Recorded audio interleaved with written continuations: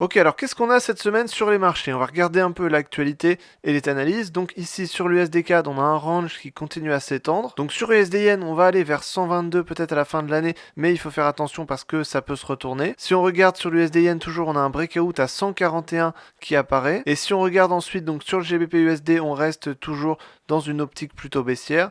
Sur l'euro USD, on est également plutôt baissier. Et ensuite sur le gold ici, on a également plutôt des indications à la baisse. Donc si on regarde ça sur les graphiques, on va commencer ici par le S&P 500. Donc le S&P 500, ici voilà, on est toujours dans le range, même si on a une belle bougie haussière aujourd'hui. On n'a pas encore vraiment cassé le niveau de résistance ici à 4200. Donc c'est ce niveau-là ici qui fera office de cassure. Si on casse 4200 à la hausse, on pourrait ensuite partir beaucoup plus haut pour aller notamment ici vers les 4300. Mais pour l'instant, on reste à l'intérieur, donc on reste en range. On est plutôt dans le moment haussier du range. Mais voilà, si on casse les résistances, on peut partir vers 4300. Si on regarde ensuite sur le CAC 40, ici, on est toujours dans un range. Ici, on a atteint des plus hauts historiques il n'y a pas si longtemps que ça. Et finalement, depuis, on est en range. Donc on reste toujours dans cette zone ici. On est voilà, plutôt baissier ici à l'intérieur de ce range. Si on regarde ensuite sur le pétrole ici, on est toujours en range. On a des stagnations. Pour l'instant, ça bouge pas trop. On a eu beaucoup de volatilité les semaines d'avant et là depuis quelques semaines on a peu de volatilité,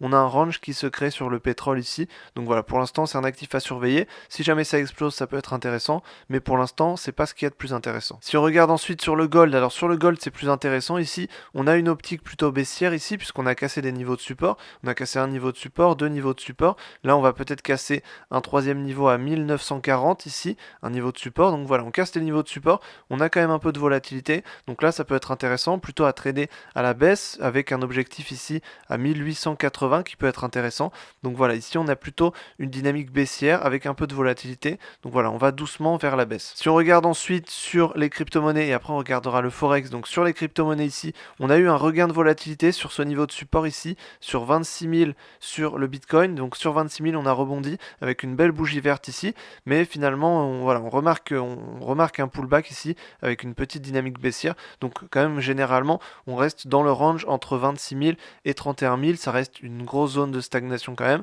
Donc voilà, sur le Bitcoin en tout cas c'est comme ça. Sur l'Ethereum, on est encore plus dans la stagnation, on stagne entre 1760 et 2120 le plus haut ici. Donc pour l'instant, voilà, on est en stagnation, on est en range sur la plupart des crypto-monnaies. Si on regarde ensuite sur le Forex, alors sur le Forex c'est intéressant, surtout sur l'euro-dollar, on a une belle baisse, une grande baisse, donc on l'a vu justement dans les analyses. Le GBP USD, on a une baisse également, on a cassé des niveaux de support et on a de la volatilité plutôt à la baisse.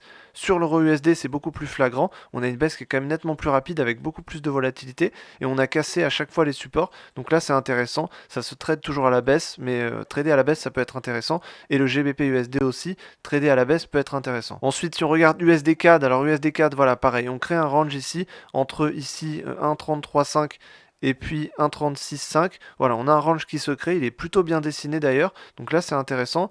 On a un range ici, entre ce niveau-là et ce niveau-là. Donc là, c'est intéressant. Ici, on est plutôt dans la partie basse. Donc si on rebondit sur le niveau de résistance, on partirait vers le bas du range à 1,33,5. Ensuite, sur USD Yen, alors là, c'était intéressant. On en a parlé les semaines d'avant. USD Yen, on est clairement aussi. On a une belle dynamique avec beaucoup de volatilité à la hausse. On a eu que des bougies vertes quasiment. On a cassé un niveau de résistance ici qui était important à 138. Donc on l'a cassé. Là, on peut revenir potentiellement faire un pullback sur une ou deux bougies. Mais là, on a une dynamique qui est plutôt haussière et qui est très intéressante. Donc on en avait parlé les semaines d'avant. Mais l'USD Yen, voilà, c'est une paire qui est très intéressante à trader en ce moment. En ce moment, globalement, on a USD Yen qui est intéressant, Euro USD, GBP USD, USD CAD qui est intéressant. Donc il y a pas mal d'opportunités sur le Forex. Donc sur les crypto-monnaies, en ce moment, c'est pas très intéressant. On a plutôt du range ici. Sur les indices, ça peut être intéressant si on a un peu plus de volatilité, que ce soit à la baisse ou à la hausse. Même si on a des ranges, ça peut être intéressant. Mais voilà, il faut qu'il y ait quand même de la volatilité. Donc là, en ce moment, c'est le cas. On a un peu de volatilité. Ça peut être intéressant à trader.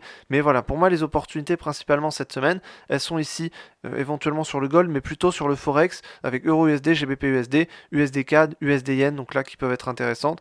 Sur le pétrole également, si on veut trader du range, ça peut être intéressant. Et ensuite, on a les indices avec le S&P 500 qui peut être intéressant si on a des chiffres économiques qui vont tomber. Donc notamment cette semaine et la semaine prochaine, on a des chiffres économiques, donc sur le S&P 500, ça pourrait être intéressant. Donc j'espère en tout cas que je t'ai aidé dans cette vidéo à mieux voir et mieux comprendre les opportunités qu'il y a cette semaine sur les différents marchés. Donc j'espère que je t'ai aidé. Si tu veux en apprendre plus sur le trading, il y a tous les liens en description. Donc j'espère que je t'ai aidé et je te dis à la prochaine dans une autre vidéo. Salut!